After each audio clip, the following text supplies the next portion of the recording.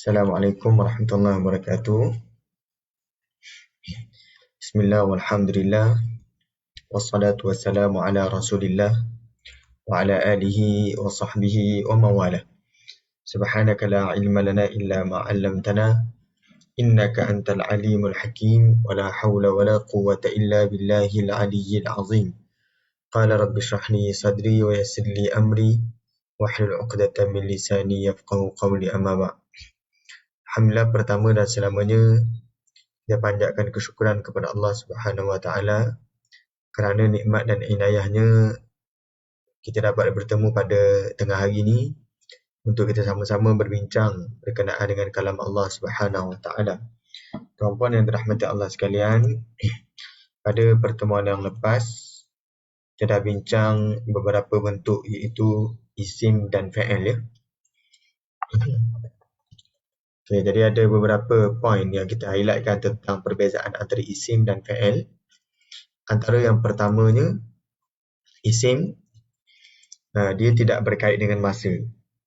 Manakala fa'il ia berkait dengan masa. Oleh kerana isim tidak berkait dengan masa, fa'il berkait dengan masa, maka fa'il membawa makna sementara, manakala isim membawa makna tetap. Ya. Okay, kemudian yang kedua, isim merujuk kepada sifat tetap, maka lawan kepada tetap adalah berbentuk pergerakan. Maka fa'il ini ada unsur pergerakan. Yang ketiga,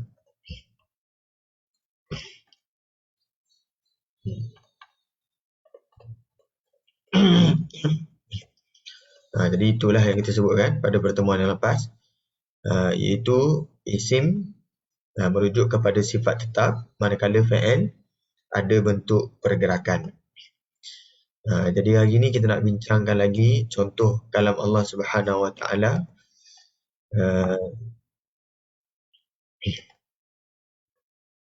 Kat sini kot, saya rasa contoh yang saya pun dah lupa kat mana ya. Kita berhenti kat mana itu ya. Ya, dah. Okey, ini kot. Okey, poin yang seterusnya adalah fa'il merujuk kepada perbuatan yang dilakukan secara berterusan dan berulang-ulang. Manakala isim merujuk kepada perkara yang bersifat tetap dan tidak terputus ya. Okey, kita tengok macam mana Al-Quran memberi gambaran bahawa fa'il merujuk kepada perbuatan yang dilakukan secara berterusan dan berulang-ulang. Manakala isim sifatnya bersifat tetap dan tidak terputus. Okay, kita tengok macam mana ya. Ya, alladhi, firman Allah yang pertama, alladzina yunfiquna amwalahum bil-laili wan-nahari sirran wa alaniyah. Orang-orang yang membelanjakan hartanya pada waktu malam dan siang, sirran wa alaniyah, dalam keadaan sulit ataupun terbuka, alaniyah, falahum ajruhum 'inda rabbihim, maka mereka beroleh pahala di sisi Tuhan mereka. Wala khaufun 'alaihim, tidaklah mereka takut, wala hum yahzanun, tidak pula mereka berduka cita. Al-Quran menggunakan bentuk fa'il mudhari' yunfiqun pada lafaz yunfiqun untuk menunjukkan bahawa perbuatan infak ini dilakukan secara berterusan dan berulang-ulang ya. Kalau tuan-puan perhatikan, kebanyakan lafaz infak diguna pakai dalam bentuk fa'il berbanding isim ya. Contohnya dalam surah Ali Imran, alladzina yunfiquna fis sarra'i wad-dharra'i wal kadhimina al-ghaidh, iaitu orang-orang yang mendermakan hartanya pada masa senang dan susah. Wal kadhimina al-ghaidh, orang yang menahan kemarahannya. Wal 'afina 'anil nas, dan orang yang memaafkan kesalahan orang. Wallahu yuhibbul muhsinin, dan Allah mengasihi orang-orang yang berbuat perkara-perkara yang baik. Kalau kita perhatikan, al-kadhimin ini menahan amarah disebut dalam bentuk isim. Al-afin disebut dalam bentuk isim. Al-muhsinin juga disebutkan dalam bentuk isim, tetapi untuk melibatkan perkara perbuatan yang perlu dilakukan secara berterusan, kalau ditinggalkan maka dihilang sifat tu. Antaranya adalah kalimah infak. Jadi kalimah infak, oleh kerana ia merujuk kepada perkara yang perlu dilakukan secara berterusan, iaitu infak, maka didatangkan kalimah infak ini dalam bentuk fi'il berbanding dalam bentuk isim. Tuan-puan perhatikan juga dalam firman Allah yang lain dalam surah An-Nisa ayat yang ke-38. Walladzina yunfiquna amwalahum ria'an nas. Dan orang-orang yang membelanjakan harta mereka ria'an nas, kerana nak menunjuk-nunjuk kepada manusia. Wala yu'minuna billahi wala bil yaumil akhir. Dan tidaklah mereka beriman dengan Allah wala bil yaumil akhir, dan tidak juga dengan hari akhirat. Wa man yakun syaitanu lahu qarinan fasa'a qarina. Dan barang sesiapa yang mengambil syaitan itu menjadi kawannya, maka seburuk-buruk kawan ialah syaitan. Melainkan ada hanya satu tempat saja kalimah infak ini digunakan dalam bentuk isim, iaitu dalam surah Ali Imran, as-sabirina was-sadiqina wal-qanitina wal-munfiqin. Kenapakah untuk ayat ini digunakan al-munfiqin berbanding walladzina yunfiquna? Menunjukkan ini adalah pada konteks memperihalkan sifat-sifat orang beriman, yang mana Allah nyatakan alladzina yaquluna rabbana innana amanna faghfir lana dhunubana wa qina adzabannar. Siapakah mereka ini? As-sadiqina as-sabirina was-sadiqina wal-qanitina wal-munfiqina wal-mustaghfirina bil ashar. Jadi infak yang dilakukan oleh orang yang beriman ini sudah pun menjadi sifat yang tetap dalam diri mereka, maka disebutkan dalam bentuk al-munfiqin. Kesemua sifat ini dinyatakan dalam bentuk isim yang membawa sifat tetap. Antara kalimah lain yang juga merujuk kepada perbuatan yang harus dilakukan secara berterusan adalah lafaz istighfar, ya. Kalau tuan-puan perhatikan dalam Al-Quran, alladzina yahmiluna al-arsha wa man hawlahu yusabbihuna bihamdi rabbihim wa yu'minuna bihi wa yastaghfiruna lilladzina amanu. Malaikat yang memikul arash dan malaikat yang berada di sekelilingnya yusabbihuna bihamdi rabbihim, bertasbih memuji Tuhan mereka, wa yu'minuna bihi, dan mereka beriman dengannya, wa yastaghfiruna lilladzina amanu, dan mereka memohon keampunan bagi orang-orang yang beriman. Rabbana wasi'at kulla syai'in rahmatan wa ilma. Tuhan kami, rahmatmu dengan ilmumu, dan ilmumu meliputi segala-galanya. Faghfir lilladzina tabu wattaba'u sabilak. Maka berilah ampun kepada orang-orang yang bertaubat serta menurut jalanmu. Waqihim adzabal jahim, dan selamatkanlah mereka daripada azab neraka. Jadi untuk kalimah istighfar juga digunakan bentuk fi'il mudhari', menunjukkan perbuatan ini dilakukan secara berterusan. Sama juga dalam surah Asy-Syura, takadu samawati yatafattarna min fawqihim. Alam langit itu nyaris-nyaris pecah dari sebelah atasnya. Wal malaikatu yusabbihuna bihamdi rabbihim, dan para malaikat bertasbih dengan memuji Tuhan mereka. Wa yastaghfiruna liman fil ard, serta memohon ampun bagi makhluk-makhluk yang ada di bumi. Ala innallaha huwal ghafurur rahim. Ingatlah sesungguhnya Allah dialah yang Maha Pengampun lagi Maha Mengasihani. Jadi digunakan kalimah istighfar dalam bentuk fi'il untuk menunjukkan ia adalah perbuatan yang dilakukan secara berterusan, maka Al-Quran datangkan dalam bentuk fi'il. Lafaz istighfar hanya dinyatakan dalam bentuk isim pada satu tempat sahaja, sama macam kalimah infak tadi, ya, iaitu dalam surah Ali Imran ayat yang sama, ayat yang ke-17, as-sabirina was-sadiqin wal-qanitina wal-munfiqin wal-mustaghfirina bil ashar. Jadi antara kalimah istighfar yang disebut dalam bentuk isim adalah pada surah Ali Imran, kalimahnya wal-mustaghfirina bil ashar, dan mereka istighfar pada waktu sahur. Maka oleh kerana ini adalah sifat kelaziman bagi orang yang beriman, didatangkan dalam bentuk isim berbanding fa'il. Kerana menunjukkan istighfar perlu dilakukan secara berterusan, tapi untuk orang yang beriman, istighfar ini telah pun menjadi sifat tetap bagi mereka, ya. Begitu juga lafaz tasbih, Al-Quran banyak menyebutkannya dalam bentuk fi'il berbanding isim. Kalau anda perhatikan dalam surah Al-A'raf, innal ladzina 'inda rabbika la yastakbiruna an ibadatihi wa yusabbihunahu wa lahu yasjudun. Terjemahannya, sesungguhnya mereka, yakni malaikat yang ada di sisi Tuhanmu, la yastakbiruna an ibadatihi, tidak pernah mereka bersikap angkuh daripada beribadat kepadanya, wa yusabbihunahu, dan mereka pula bertasbih baginya, walahu yasjudun, dan kepadanya lah mereka juga bersujud.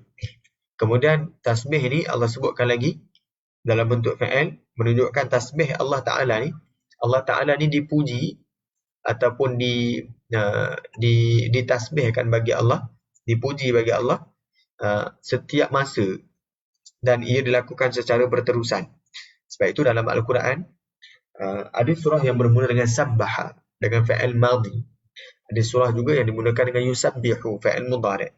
Dan ada surah yang dimulakan dengan subhana. Awalnya subhana baru sabbaha, baru la yusabbihu. Subhana ini adalah masdar, maksudnya tidak melibatkan masa.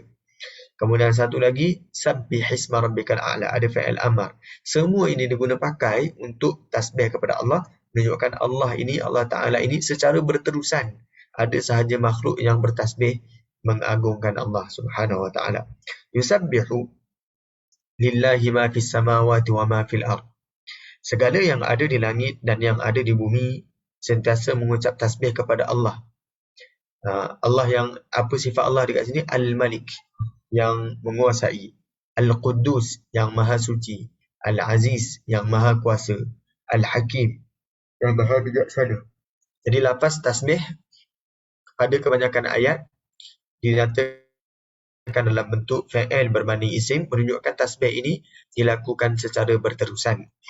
Melainkan hanya pada dua tempat saja tasbih ini digunakan dalam bentuk isim. Yang pertama, firman Allah, falaula annahu kana minal musabbihin. Maka kalaulah ia bukan dalam kalangan orang yang sentiasa mengingati Allah, la labitha fi batnihi ila yaumi yub'atsun. Nescaya dia akan tinggal dalam perut ikan nun itu sehinggalah hari manusia dibangkitkan keluar daripada kubur. Jadi ini kalimah musabbihin Allah tujukan, Allah sandarkan kepada Nabi Yunus alaihissalam, yang mana sifat tasbih Nabi Yunus alaihissalam pada ketika ini bersifat tetap dan tidak pernah terputus. Jadi oleh kerana tasbih yang dilakukan ini sentiasa tasbih tanpa henti, tanpa ada terputus, maka salah satu sebab baginda ini terselamat walaupun berada dalam perut ikan ialah kerana melakukan tasbih tanpa putus. Oleh kerana yang demikian, Al-Quran menyatakan al-musabbihin berbanding falaula annahu kana minal ladzina yusabbihunah. Ya. Digunakan al-musabbihin isim, menunjukkan ini adalah sifat tetap bagi Nabi Yunus ketika berada dalam perut ikan nun. Maka Allah selamatkan Nabi Yunus alaihissalam. Kalau tidak, lalabitha fi batnihi ila yaumi yub'atsun. Nabi Yunus akan sentiasa berada dalam perut ikan nun ini sehinggalah pada hari manusia dibangkitkan. Okay, itu kalimah pertama isim untuk Nabi Yunus. Okay, baik ya. Saya teruskan lagi. Suara saya jelas ke tuan-tuan? Okay, saya teruskan. Jelas.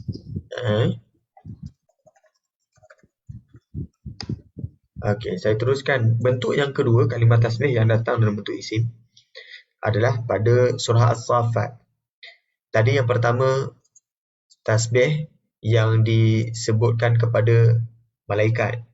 Ini tasbih yang disifatkan kepada, yang tadi yang pertama ni, tasbih yang disifatkan kepada Nabi Yunus. Yang kedua ini adalah tasbih yang disifatkan kepada malaikat. Wa inna lanahnu as-safun. Allah berfirman, dan sesungguhnya kamilah, wa lanahnu as-safun. Malaikat yang sentiasa as-safun, yang sentiasa berbaris. Safat, ya. Safat ni yang sentiasa berbaris. Wa inna lanahnu al-musabbihun. Dan sesungguhnya kami, lanahnu, kami al-musabbihun, sentiasa bertasbih. Oleh kerana tasbih yang dilakukan oleh para malaikat ini adalah tasbih yang tidak pernah terputus, maka Al-Quran datangkan dalam bentuk isim berbanding dalam bentuk fa'il. Kalau fa'il itu tasbih dilakukan secara berterusan. Tetapi boleh bersifat terputus. Tapi untuk para malaikat, Al-Quran datangkan dalam dua bentuk. Yang pertama, dalam bentuk fa'il, menunjukkan sifat tasbih mereka sentiasa berterusan. Sentiasa dilakukan secara berulang-ulang. Ya, boleh jadi terputus. Tetapi bila Al-Quran ceritakan juga sifat malaikat bila mereka bertasbih, al-musabbihun, mereka lakukan tasbih itu dalam keadaan tidak terputus. Ini bentuk yang lebih lengkap bagi malaikat, ya. Di malaikat tasbihnya dilakukan pada dua sudut. Sudut yang pertama secara berterusan, yang kedua secara berterusan dan dan berulang-ulang, yang kedua tidak pernah terputus. Jadi firman Allah Subhanahu wa taala yang menunjukkan sifat malaikat ini bertasbih dalam keadaan tetap adalah dalam surah Al-Anbiya ayat yang ke-20, yusabbihuna al-laila wan-nahar la yafturun. Malaikat ini mereka bertasbih pada waktu malam, wan-nahara pada waktu siang, la yafturun, tidak pernah berhenti. Jadi ini seolah-olah menggambarkan huraian bagi kalimah al-musabbihun, ya. Jadi tuan-puan jelas ya tentang isim dan fa'il. Kalau tuan-puan ada soalan boleh silakan. Kalau ada soalan silakan. Okey, saya teruskan ya. Okey, seterusnya, manakala dalam masa yang sama tadi untuk melibatkan aktiviti pergerakan, kemudian pergerakan itu perlu dilakukan secara berulang-ulang. Tetapi ada amal yang berbentuk hati. Jadi amal yang berbentuk jawarih, amal yang digunakan oleh anggota badan, lisan, amal lisan tadi kan. Tapi kali ini amal hati. Manakala dalam masa yang sama Al-Quran lebih banyak menyebutkan lafaz iman. Lafaz iman. Iman ini adalah salah satu amal hati dalam bentuk isim berbanding dalam bentuk fa'il. Ya, jadi untuk keimanan Al-Quran datangkan dalam bentuk isim berbanding dalam bentuk fa'il. Kerana keimanan merupakan satu hakikat yang bersifat tetap dalam jiwa manusia. Tidak seperti infak, istighfar atau tasbih. Infak, istighfar atau tasbih sifatnya berulang-ulang dan boleh terputus. Manakala iman sifatnya tetap dan tidak boleh terputus.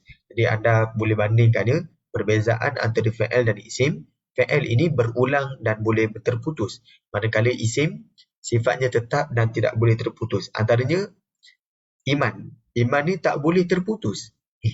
Maka dalam surah As-Sajdah Allah berfirman, afaman kana mu'minan. Tidak dinyatakan afaman kana alladhi yu'minu. Tapi afaman kana mu'minan sengaja didatangkan dalam bentuk isim menunjukkan keimanan ini bersifat tetap, tidak boleh terputus. Contohnya dalam surah Taha, wa man ya'mal minas salihati wa huwa mu'min. Dan barang siapa yang mengerjakan amal-amal yang saleh, wa huwa mu'minun, sedang dia beriman, fala yakhafu zulman wala hadma. Tidaklah ia merasa takut dianiaya atau dikurangkan sedikit pun daripada pahalanya.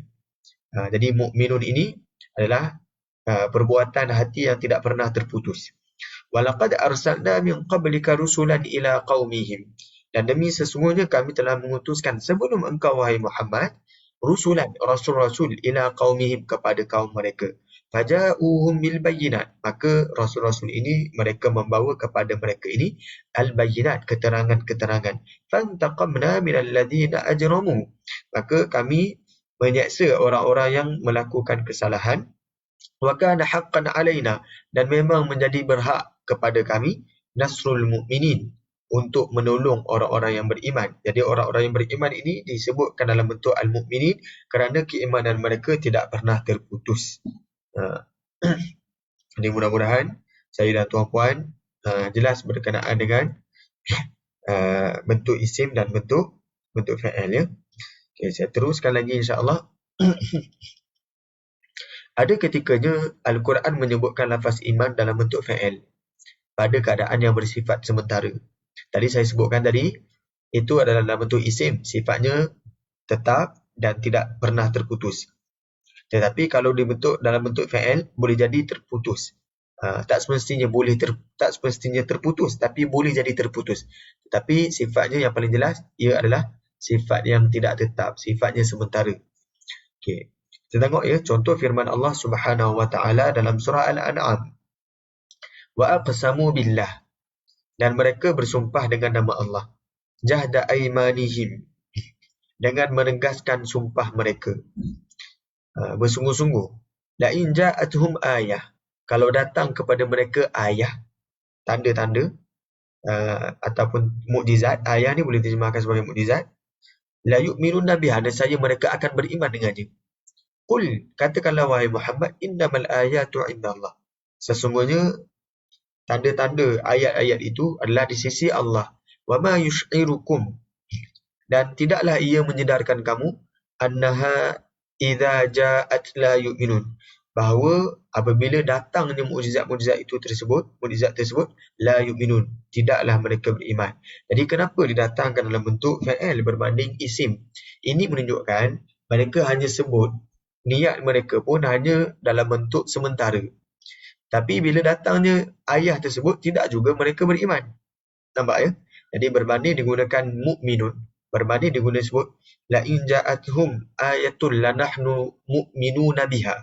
Dia tak guna lanahnu mu'minuna biha, tapi digunakan dalam bentuk fa'il, la yu'minuna biha. Didatangkan dalam bentuk fa'il di sini untuk menunjukkan bahawa keimanan yang dimaksudkan adalah bersifat sementara, kerana keimanan tersebut tidak akan dicapai selagi mana tidak sampai mukjizat kepada mereka. Jadi tuan-puan nampak ya, walaupun dah dapat mukjizat pun tetap juga mereka beriman. Jadi keimanan ini sangat sementara. Bahkan bila mereka lihat, mereka terpukau sejenak, tetapi mereka tidak mampu mendatangkan semisal dengannya, tidak juga mereka beriman. Contoh firman Allah Subhanahu wa taala yang lain tentang aspek keimanan menunjukkan keimanan ini adalah yang digunakan dalam bentuk fa'il, sifatnya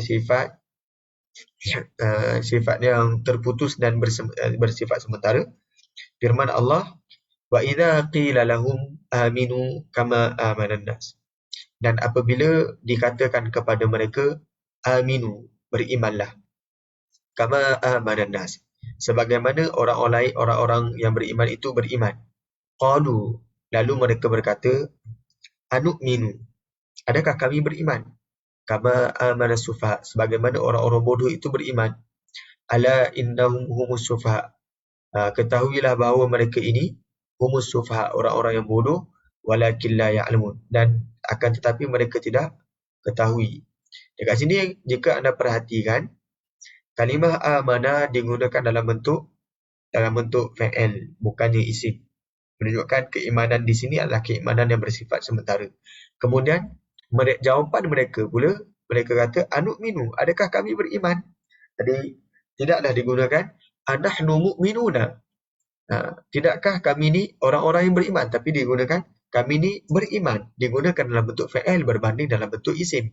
Menunjukkan anu'minu di sini, keimanan mereka ini bukanlah keimanan yang bersifat tetap. Ya, kama amana sufaha, sebagaimana berimannya orang-orang yang bodoh. Ala innahum humus sufaha. Jadi Allah kata yang bodoh itu mereka. Al-Quran tidak menggunakan ala innahum hum safahu, ya, safihu. Tidak menggunakan safihu dalam bentuk fa'il, tetapi digunakan dalam bentuk isim, menunjukkan sufaha, kebodohan yang ada pada mereka itu adalah bersifat tetap kerana mereka menafikan kebenaran. Itu yang dinyatakan dalam ayat yang ke-13. Begitulah juga dengan perbuatan-perbuatan hati yang lain, seperti takwa, Islam, sabar, syukur, hidayah, sesat, melihat kebenaran, buta hati. Kebanyakannya dinyatakan dalam bentuk isim berbanding fa'il, kerana ia sepatutnya bersifat S. Selepas S ni ada I, tuan-tuan. Bersifat, ada I, tetap. Sepatutnya kena bersifat tetap dan tidak boleh terputus. Hanya apabila konteks ayat memperihalkannya dalam bentuk yang bersifat sementara, didatangkan dalam bentuk fa'il. Ya? Jadi sepatutnya amal hati, perbuatan hati datang dalam bentuk isim berbanding fa'il, melainkan kalau Al-Quran ingin memaksudkan ianya bersifat sementara, lalu didatangkan dalam bentuk fa'il. Contohnya tuan-tuan, firman Allah, innal ladzina taqaw, sesungguhnya orang-orang yang bertakwa, idza massahum ta'ifun minasyaitan, apabila mereka disentuh oleh sesuatu imbasan hasutan daripada syaitan, tadhakkaru, mereka ingat kepada Allah, fa idza hum mubsirun, maka dengan itu mereka nampak jalan yang benar. Ini dirumuskan oleh min syarril waswasil khannas, ya, min syarril waswas al khannas. Syaitan ni bila manusia idza ghafila waswasa, bila manusia ni lupa leka, maka mereka akan membisikkan. Idza tadhakkara ataupun idza dzakara khannasa. Apabila manusia ini ingat kepada Allah, maka mereka ini bersembunyi, ya, khannasa. Jadi dekat sini Allah maklumkan orang yang bertakwa, uh, mereka semua manusia ini tidak lari daripada taifun minasyaitan, hasutan syaitan. Tetapi yang membezakan orang yang bertakwa dengan orang yang tidak bertakwa, mereka tadhakkaru, mereka ingat. Maka di situ disebut faidahum mubsirun, maka dengan itu mereka nampak jalan yang benar. Mubsirun ini, untuk makluman tuan-puan, ini sebenarnya ini antara amal hati. Ya, sebab mereka nampak kebenaran, melihat kebenaran ni dekat sini. Melihat kebenaran. Ini bukannya mubsirun boleh dua. Satu melihat menggunakan mata fizikal kita, satu lagi mata hati. Melihat menggunakan mata hati. Jadi kalimah mubsirun ini sengaja Al-Quran mendatangkan dalam bentuk isim. Al-Quran tak sebut faidahum yubsirun. Yubsirun ini fa'il, tapi mubsirun ini adalah isim. Jadi mubsirun merupakan isim. Kenapa disebutkan dalam bentuk isim berbanding fa'il? Kerana ia adalah sifat yang lazim ataupun sifat yang tetap bagi orang yang bertakwa. Hasutan syaitan boleh menghijabkan penglihatan manusia daripada kebenaran. Namun hal ini tidak terjadi kepada orang yang bertakwa selagi mana mereka ingat, maka disebutkan dalam bentuk mubsirun, menunjukkan ia adalah sifat tetap bagi orang yang bertakwa. Perhatikan juga bagaimana Al-Quran membezakan perbuatan al-idlal, menyesatkan pada Allah dan pada syaitan. Tuan-tuan, dalam Al-Quran Al-Karim ada kalimah adalla. Adalla ni beza dengan dalla. Adalla ni menyesatkan. Kalau dalla sesat, kalau adalla menyesatkan. Ya? Untuk kalimah adalla, bila diubah kepada fi'il mudhari', lafaznya adalah yudillu. Untuk adalla, lafaz mudhari'nya adalah yudillu. Kalau dalla, lafaz mudhari'nya adalah yadillu. Ya, tuan-puan perhatikan ada sedikit perbezaan. Adalla yudillu, satu lagi dalla yadillu. Adalla menyesatkan, yudillu menyesatkan dalam bentuk fi'il mudhari'. Dalla sesat, yadillu sesat dalam bentuk fi'il mudhari'. Jadi itu perbuatan menyesatkan ini. Ada ketikanya manusia sesat, maka bila kita tanya siapakah yang menyesatkannya? Syaitan ke Allah Subhanahu Wa Taala? Nanti kita tengok macam mana Al-Quran menggunakan bentuk lafaz dalam menyandarkan perbuatan menyesatkan ini kepada Allah, dan bagaimana pula jika disandarkan kepada syaitan. Perbuatan menyesatkan ini adalla yudillu idlalan, apabila disandarkan kepada Allah dinyatakan dalam bentuk fi'il berbanding isim. Anda perhatikan dalam firman Allah dalam surah Al-Baqarah ayat ke-26. Inna Allah la yastahi an yadriba mathalan ma ma'udatan fama fawqaha.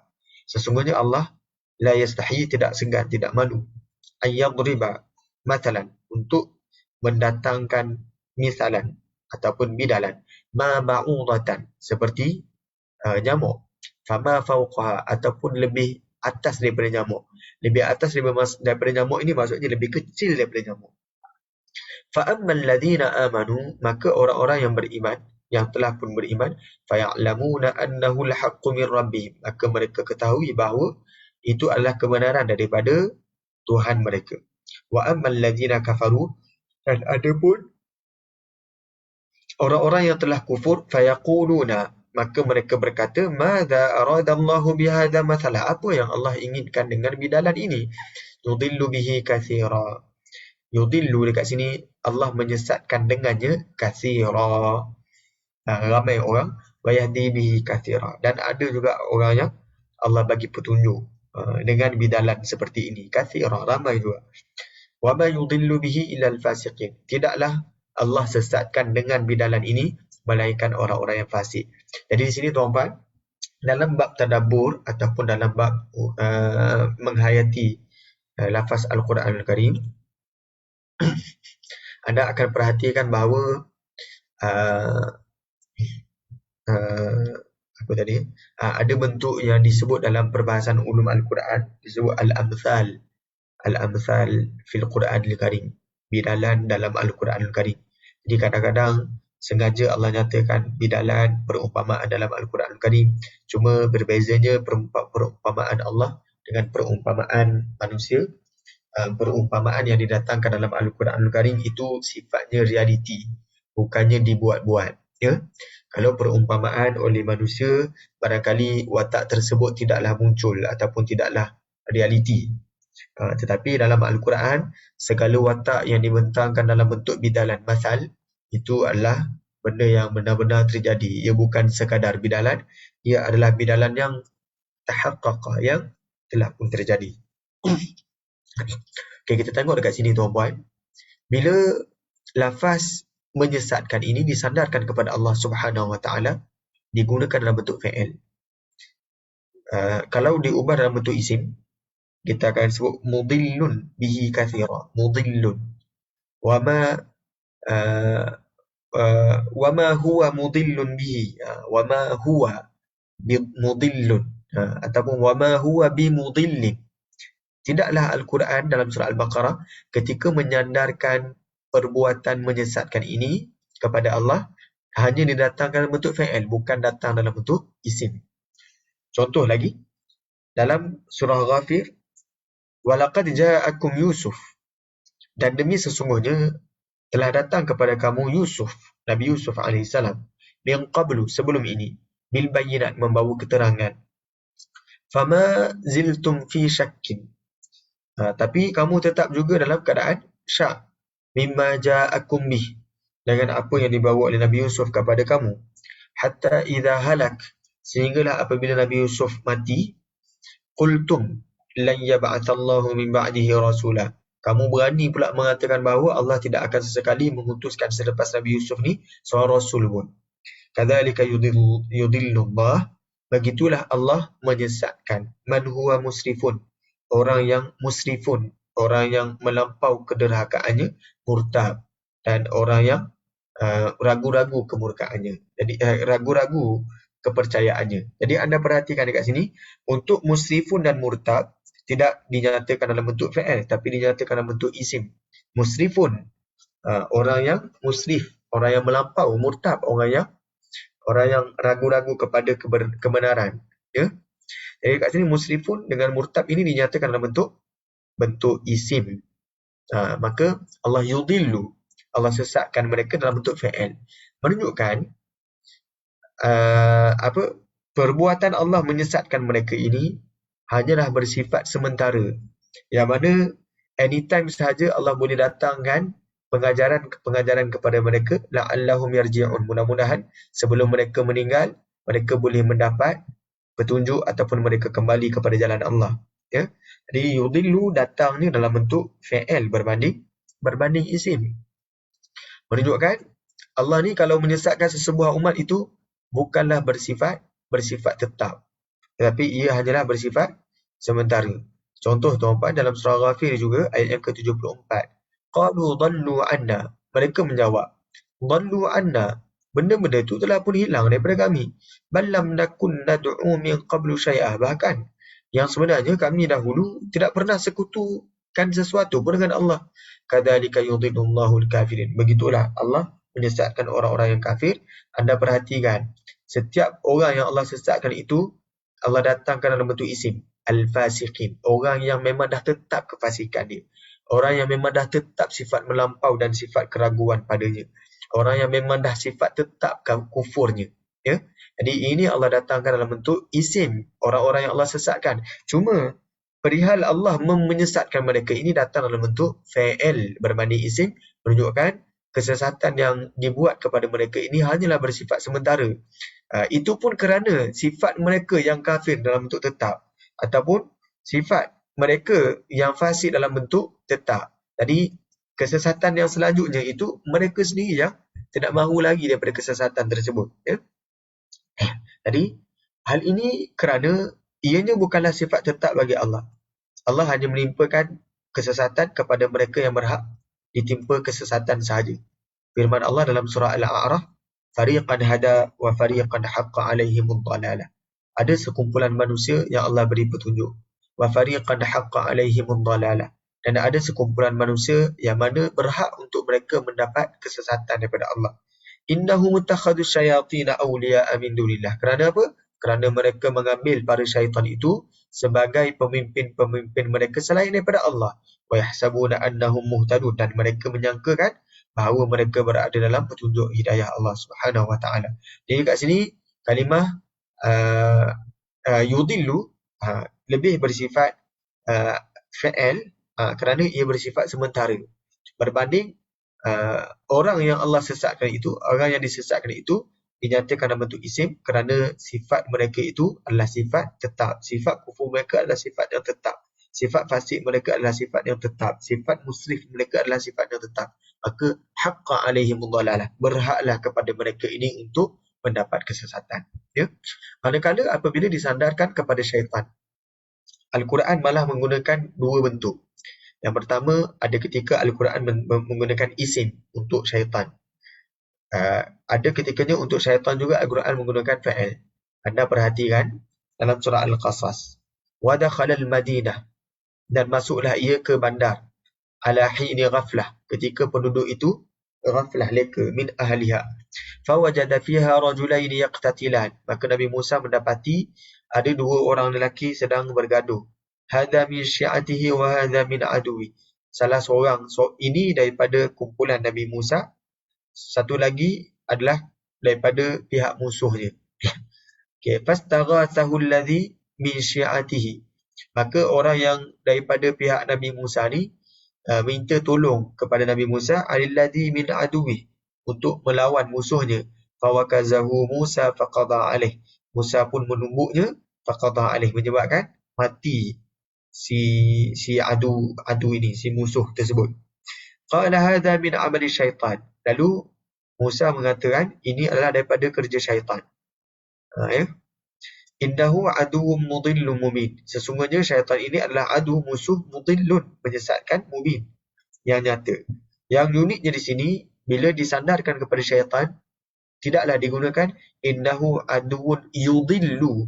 Dia bukan guna dalam bentuk yudillu, fa'il, tetapi dia datangkan dalam bentuk isim, menunjukkan sifat menyesatkan ini adalah berbentuk tetap dan tidak pernah terputus daripada syaitan. Syaitan terus-menerus mendatangkan kesesatan kepada manusia, hatta seorang Nabi yang bernama Musa AS.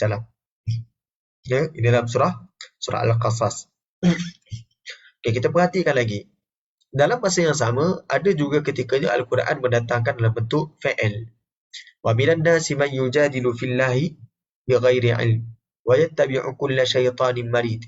Dan dalam kalangan manusia ada yang berbantah-bantah perkara berkaitan dengan Allah Subhanahu wa taala bighairi ilm, tanpa ilmu. Wa yattabi'u kulla syaitanin marid, dan dia menurut setiap syaitan yang telah sebati kejahatannya. Kutiba alaihi, telah ditetapkan kepadanya, annahu man tawallahu, bahawa sesiapa yang berketuakan syaitan, fa annahu yudilluh, maka syaitan ini akan menyesatkan mereka, wa yahdihi ila adabis sa'ir, dan memberi petunjuk kepada azab yang as-sa'ir, yang menjulang-julang. Jadi kalau anda perhatikan di sini, untuk dalam surah Al-Hashr, Allah nyatakan dalam bentuk yudillu, menyesatkan, tapi dalam bentuk fa'il, berbanding dalam bentuk isim.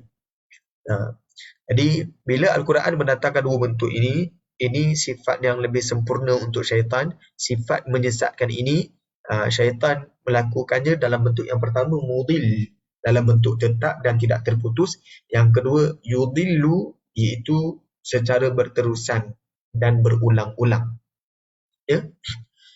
Oleh kerana ini yang dihasutnya adalah Nabi Musa AS, maka memang itulah sifat syaitan. Siapa sahaja dia akan tetap dan tidak akan pernah putus untuk menyesatkan manusia, sekalipun manusia tersebut adalah seorang Nabi. Kemudian ada kesesatan yang dilakukan olehnya adalah bersifat berterusan ataupun berulang-ulang, sebagaimana dalam surah Al-Hajj. Dalam surah An-Nisa, Allah memaklumkan, wala udillannahum, dan demi sesungguhnya aku akan menyesatkan mereka, wala umanniyannahum, dan aku akan memperdayakan mereka dengan angan-angan kosong. Jadi kat sini antara cara syaitan menyesatkan manusia adalah, yang pertama, la udillannahum, syaitan menyesatkan. Yang kedua, la umanniyannahum, syaitan letakkan cita-cita banyak kepada manusia ni. Ya? Jadi ini la umanniyannahum ini dirumuskan, disimpulkan oleh alhaakumut takatsur. Manusia ni, perangai manusia adalah selalu letak cita-cita yang tak pernah habis. Cita-cita yang kita sebutkan ni cita-cita yang bersifat keduniaan. Ya? Cita-cita yang bersifat keduniaan. Maka Allah sebut alhaakumut takatsur. Kamu direkakan dengan at-takatsur. Kalau dulu kita berebut-rebut untuk memperbanyakkan markah pointer, kan? Kemudian selepas dah habis pointer, dah habis belajar, kita berebut lagi untuk mendapatkan gaji yang lebih mahal.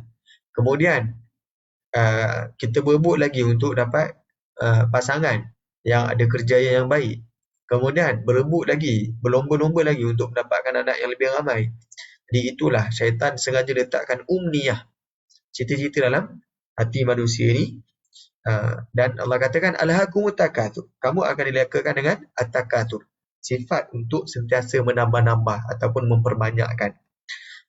Jadi mula-mula dengan kejar pointer, kemudian lepas kejar pointer berlomba lagi untuk dapat ramaikan anak. Kemudian lepas ramaikan anak berlomba lagi untuk banyakkan kereta. Dah ada 3 kereta, tambah lagi kereta, tambah lagi, tak habis lagi. Dah ada rumah, tambah lagi cita-cita rumah, nak tambah rumah 3-4 buah. Padahal yang duduknya 1 buah je rumah. Ya. Kemudian yang si lelaki pula, bila dah stabil ekonomi, dan dah ada seorang isteri, tambah lagi, nak tambah lagi sikit, tengok kawan-kawan dia tambah. Jadi alhaakumut takatsur. Perangai at-takatsur ini kata Allah alhaakum. Dia adalah melekakan kamu. Sehingga bila hatta zurtumul maqabir, sehingga kamu menziarahi kubur. Nampak ayat kat situ? Jadi syaitan sifatnya dia akan sentiasa sesatkan manusia, dia akan sentiasa cuba tambahkan cita-cita dalam angan-angan dalam diri manusia. Tuan-puan, angan-angan yang dekat sini adalah berbentuk harta, berbentuk keduniaan. Adapun angan-angan yang bersifat maknawi, maka tidaklah menjadi masalah. Wala amurannahum, dan demi sesungguhnya aku akan menyuruh mereka ni, dekat sini mencacakkan binatang-binatang ternakan mereka. Fala yubattikunna adhanal an'am. Dengan cara macam mana supaya nanti mereka akan membelah telinga binatang-binatang tersebut. Wala amurannahum, dan aku akan menyuruh mereka fala yughayyirunna khalqallah.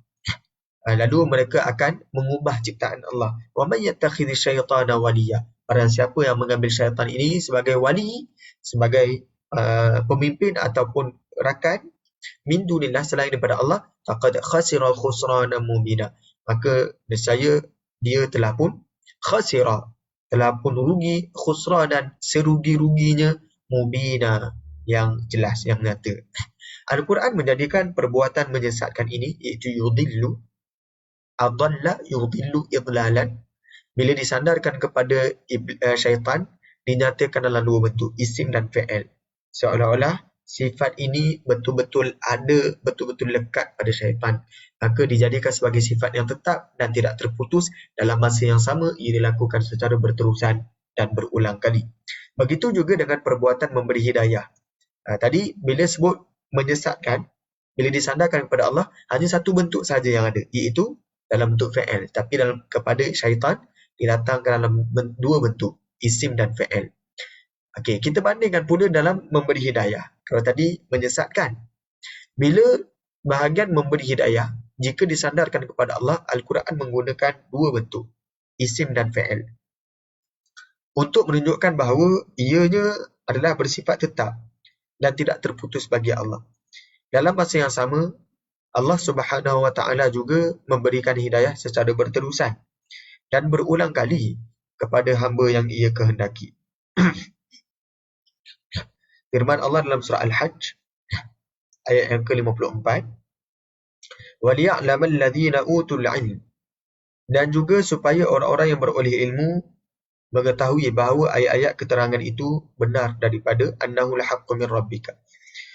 Supaya orang-orang yang berilmu itu, orang yang diberikan ilmu, mereka mengetahui bahawa keterangan itu adalah benar daripada Tuhanmu. Fayu'minu bihi, lalu mereka beriman dengannya. Fatukhbita lahu qulubuhum, lalu tunduk taatlah hati mereka mematuhinya.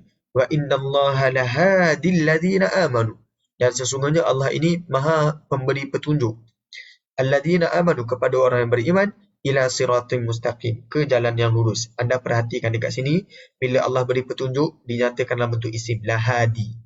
Tuan-puan, kalau selalunya kita sebut yahdi dalam bentuk fa'il, wa innallaha yahdi, wa innallaha yahdi. Yahdi dekat sini memberi petunjuk, tapi dekat sini lahadi datang dalam bentuk isim, menunjukkan ini adalah sifat tetap bagi Allah Subhanahu wa taala dan ia tidak pernah terputus.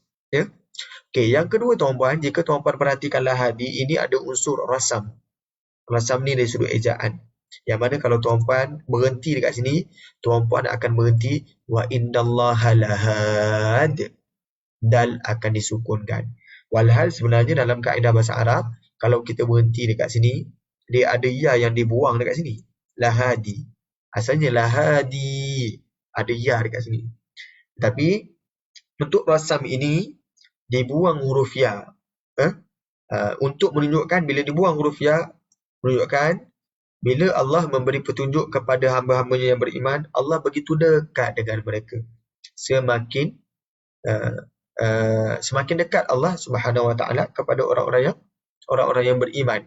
Jadi kerana itu dibuangkan huruf ya, ini pada aspek rasam, pada aspek ejaan Al-Quranul Karim. Okey, saya teruskan. Anda perhatikan dalam surah Al-Furqan, wa kadzalika ja'alna likulli nabiyyin aduwwan minal mujrimin. Wa kadzalika, dan begitulah, ja'alna, kami jadikan, likulli nabiyyin aduwwan minal mujrimin. Setiap nabi itu adanya aduwan, adanya musuh. Minal mujrimin, dalam kalangan orang-orang yang berdosa. Wa kafa bi rabbika hadiyan wa nasira.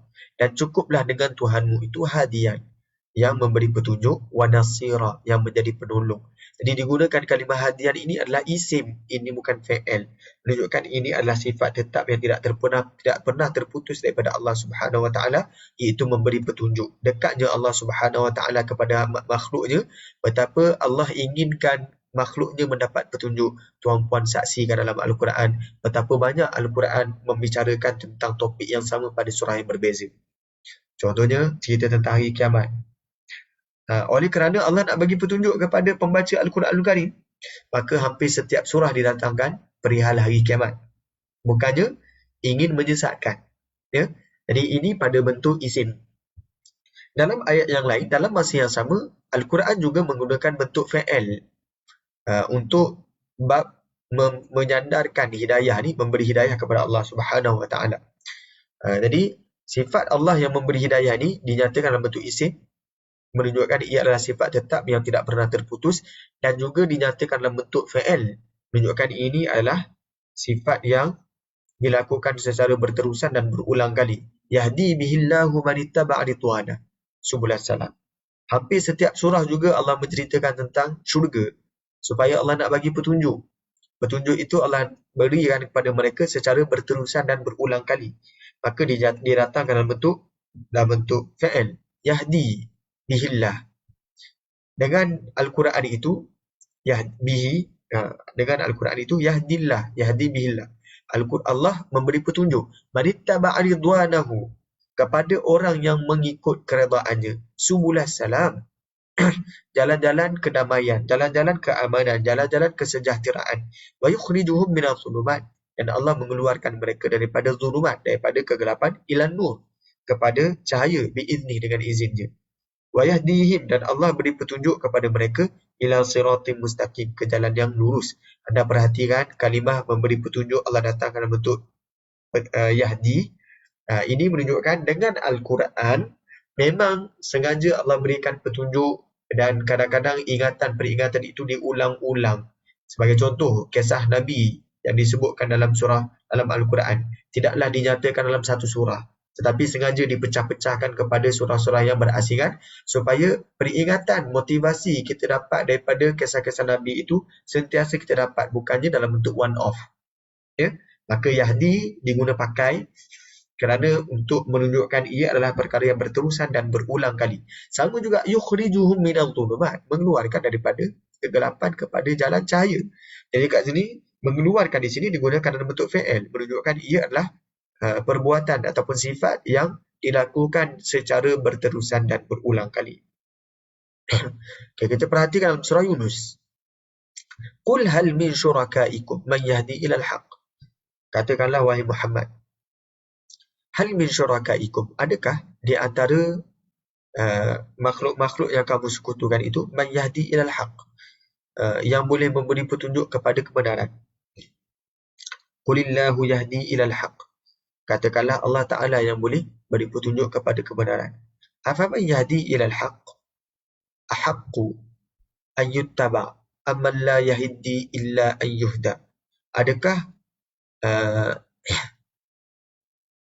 adakah yang boleh memberi petunjuk kepada kebenaran itu lebih berhak untuk diikuti ataupun orang yang tidak mendapat sebarang petunjuk illa an yuhda, melainkan setelah dapat petunjuk. Kejap ya, saya angkat call kejap ya.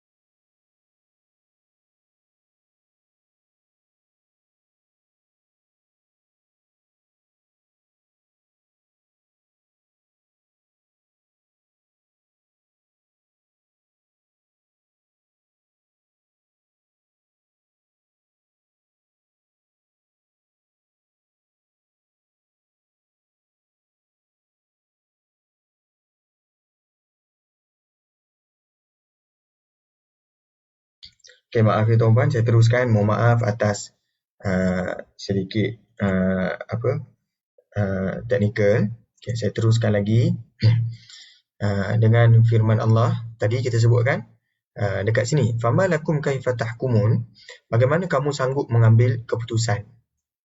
Okay, jadi dekat sini Allah maklumkan, Allah kalau bagi petunjuk sifatnya yahdi, ya. Yahdi dekat sini ni maksudnya dia adalah dilakukan secara berterusan dan tidak pernah berterusan dan berulang kali, ya.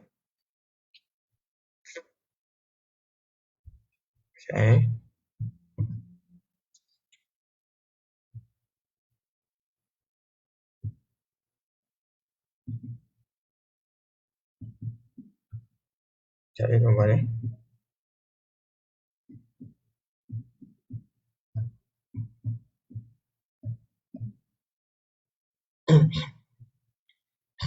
Okay, saya teruskan. Bismillah.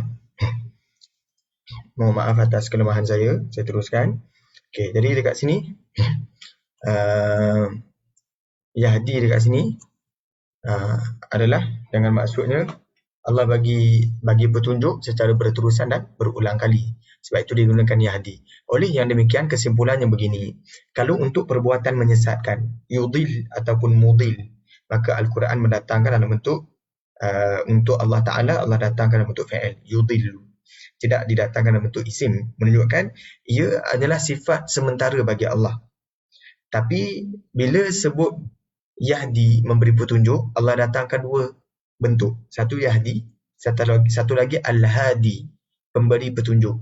Isim merujuk kepada ini adalah sifat tetap dan tidak boleh terputus daripada Allah Subhanahu Wa Taala. Allah secara tidak terputus memang memberi petunjuk kepada makhluknya.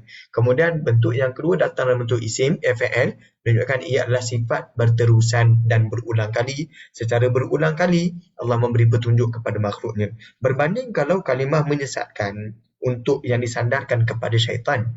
Bila disandarkan kepada syaitan, syaitan itu Allah sebutkan yudillu, yang pertama yudillu, melakukan perbuatan menyesatkan ini secara berterusan dan berulang kali. Yang kedua mudillun. Mudillun ni dalam bentuk isim, menunjukkan ini adalah sifat tetap yang tidak pernah terputus daripada perangai syaitan, sifat syaitan, iaitu mereka sentiasa menyesatkan manusia. Ya? Okey, itu perbincangan tentang sesat, menyesatkan ataupun memberi hidayah. Okey, saya teruskan lagi tuan-puan. Kalau tuan-puan ada soalan, boleh nyatakan terus. Okey, saya teruskan. Bentuk seterusnya tuan-puan adalah kalimah salam. Dalam kalimah salam ini, firman Allah ayat yang ke-24 hingga ayat yang ke-25. Hal ataka hadithu dhaifi Ibrahim al-mukramin. Sudahkah sampai kepada kamu, wahai Muhammad, perihal tetamu Nabi Ibrahim AS yang dimuliakan. Idh dakhalu alaihi faqalu salama. Ketika mereka masuk mendapatkannya, alaihi faqalu salama, mereka berkata salam. Qala salamun, maka Nabi Ibrahim menjawab salamun. Qaumun munkarun, mereka ini adalah orang-orang yang tidak dikenali. Jadi anda perhatikan di sini pada surah Az-Zariyat ayat yang ke-24 hingga ayat yang ke-25, bicara daripada malaikat, tetamu Nabi Ibrahim yang dimuliakan ini adalah malaikat. Mereka sebut salaman. Tetapi jawapan balas daripada Nabi SAW, Nabi Ibrahim AS adalah disebut salamun. Jadi pada dua bentuk ini, salaman dan salamun ini, telah pun memadai menunjukkan Nabi Ibrahim AS sebenarnya adalah makhluk Allah, Nabi Allah yang sangat mulia, yang sangat santun dalam bicaranya. Ya, kita tengok ya. Al-Quran membezakan dua lafaz salam pada ayat ini. Salam yang pertama mansub, iaitu berakhir dengan fathah. Mansub ini artinya berakhir dengan fathah baris atas. Manakala salam yang kedua ini dinyatakan dalam bentuk marfu', iaitu berakhir dengan dhammah baris hadapan. I'rab bagi kedua lafaz salam ini, tuan-puan perhatikan. Yang pertama ni, salaman yang pertama ni, dia sebut naibun anil maf'ulil mutlaq. Dekat sini ada kalimah yang dibuang. An al-maf'ul al-mutlaq. Ya? Ia adalah naib bagi maf'ul mutlaq. Maf'ul mutlaq ni, kalau tuan-puan perhatikan takdirnya begini. Ai nusallimu salaman. Kami memberi salam kepada kamu. Jadi nusallimu salaman.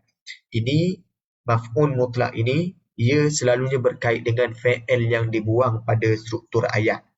Jadi takdirnya adalah nusallimu salaman. Ada fa'il yang dibuang pada ayat ini. Okey, jadi ia melibatkan fa'il. Bila melibatkan fa'il salaman ni, maka menunjukkan ia adalah bersifat sementara. Jadi ucapan salam sejahtera yang diucapkan oleh para malaikat kepada Nabi Ibrahim hanyalah bersifat sementara. Ya.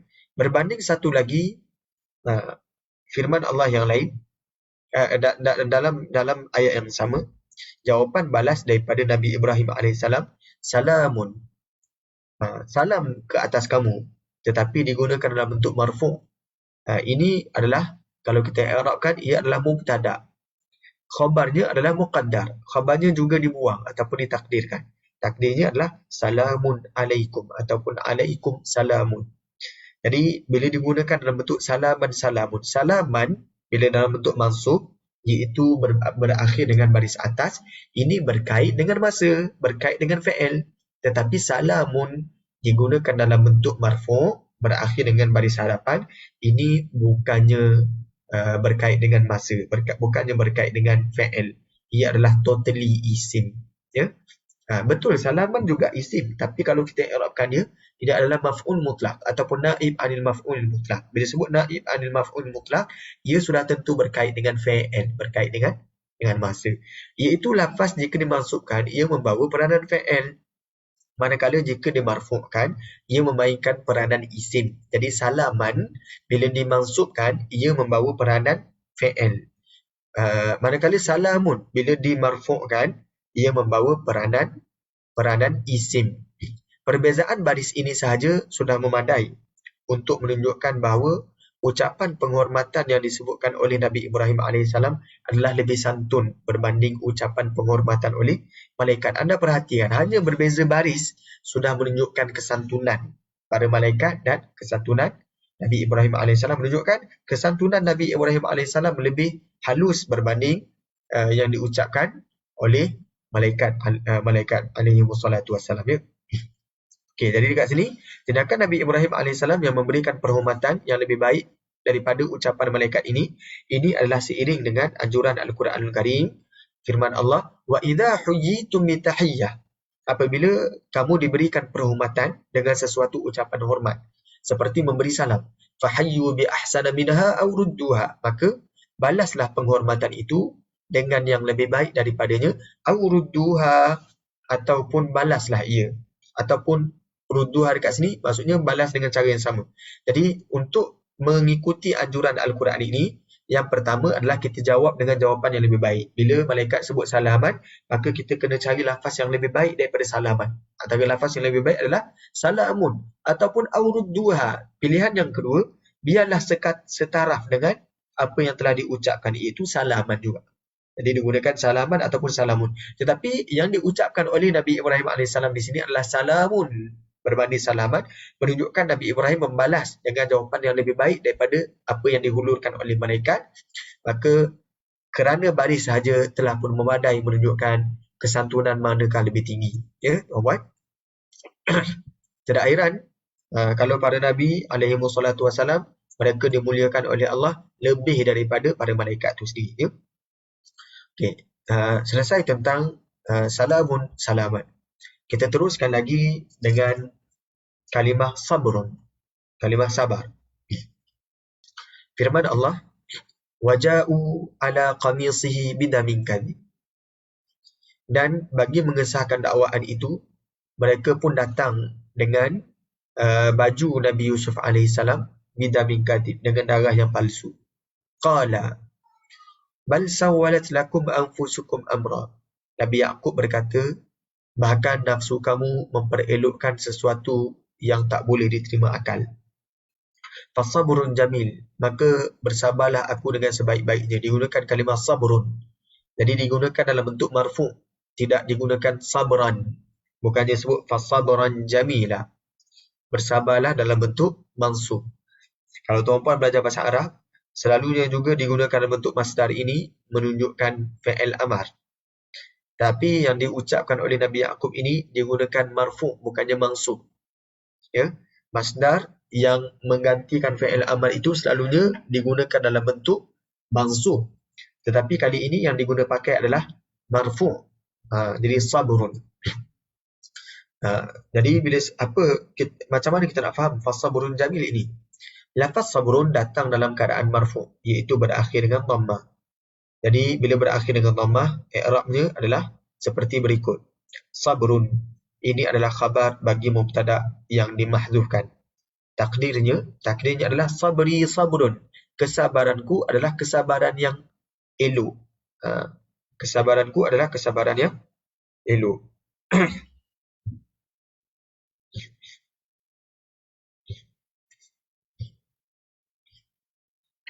Ya. Jadi sebab itu digunakan dalam bentuk sabri sabrun. Kesabaranku adalah kesabaran yang elok.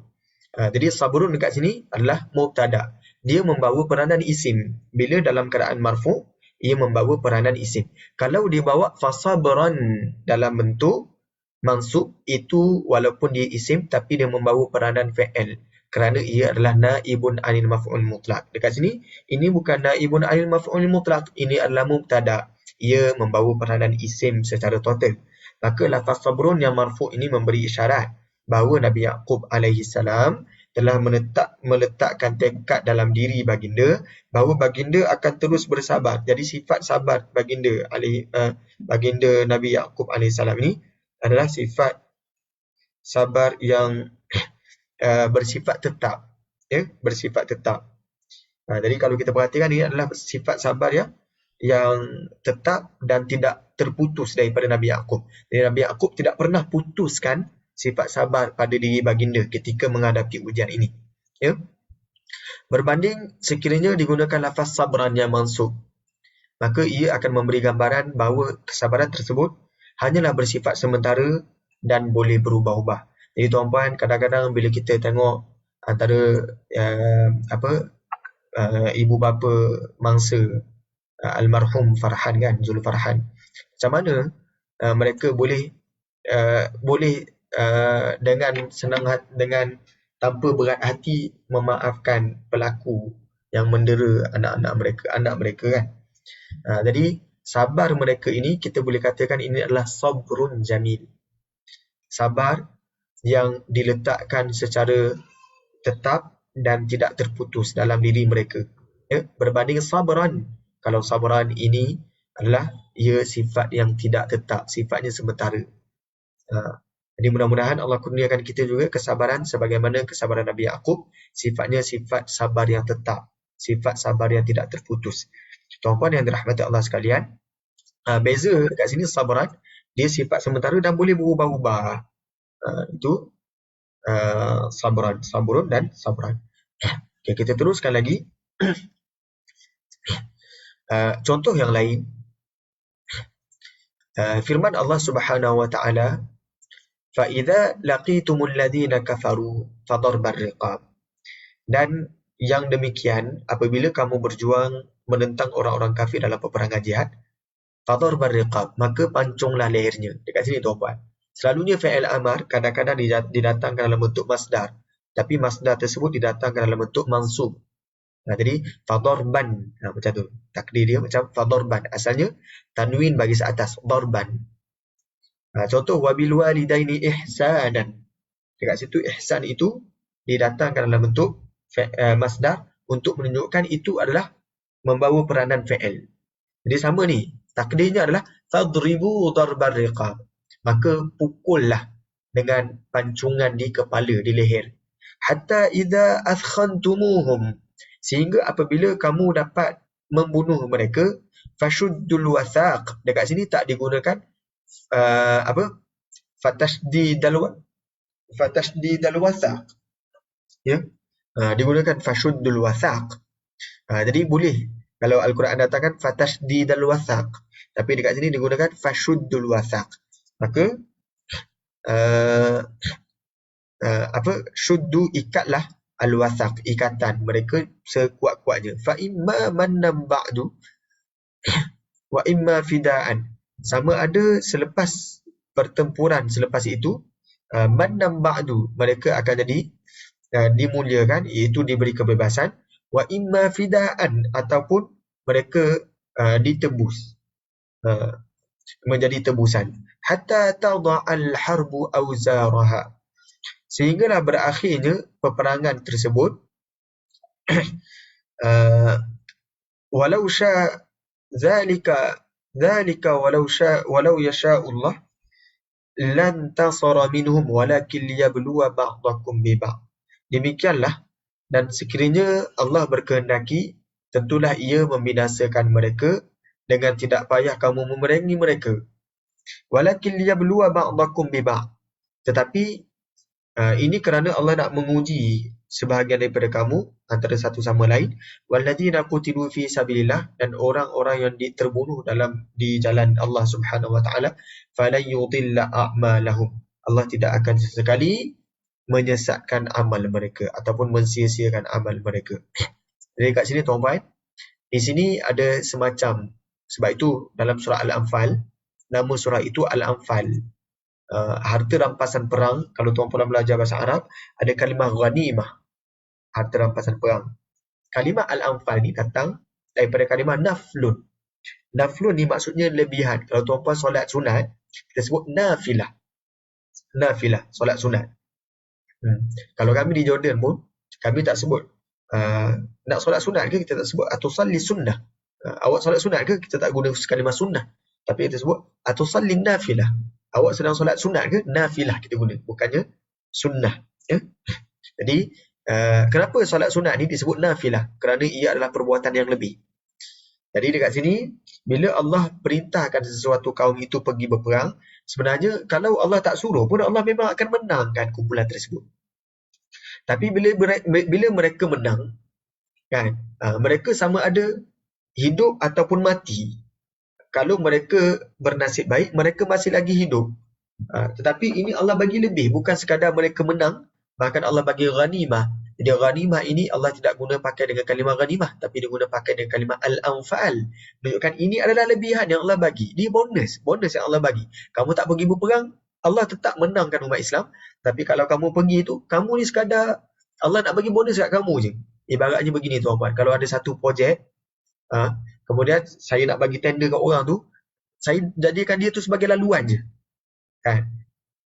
Modal pun dia tak ada, kemudian dia pun tak buat kerja, dia hanya bagi sign borang je. Macam ibarat dapat tender lah kan. Jadi dia tu tak pergi pun memang saya akan dapat berikan untung ataupun saya berikan kemenangan. Tapi saya lalukan dia ni sebagai medium sahaja. Jadi dia ni maksudnya dia buat tu bukannya untuk menang, untuk sekadar lalu je. Untuk sekadar lalu menjalankan syiar Allah Subhanahu Wa Taala, maka Allah berikan Al-Anfal.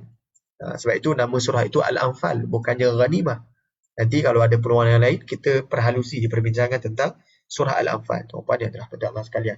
Lafaz darb datang dalam keadaan mansub, iaitu berakhir dengan fathah, darba. Jadi saya sebutkan tadi, bila sebut berakhir dengan baris dhamma, baris fathah, ini menunjukkan ia membawa peranan fi'il berbanding isim. Jelas? Ia lebih membawa peranan fi'il berbanding isim. Jadi kalau kita perhatikan dekat sini, darba maf'ul mutlaq lil 'amil muqaddar. Dia adalah naib, dia memang maf'ul mutlaq tapi bagi fi'il yang dibuang, iaitu fadribu. Asalnya fadribu darbar riqab. Maka pukul bahagian leher. Jadi bentuk mansub ini, kenapa digunakan mansub berbanding fadarbu? Kenapa disebut fadarba? Bukannya fadarbur riqab. Menunjukkan perintah untuk memancung leher mereka ini hanyalah bersifat sementara. Dan ia punya boleh berubah-ubah. Maksudnya dia bukanlah bersifat tidak putus. Bukanlah bersifat tetap.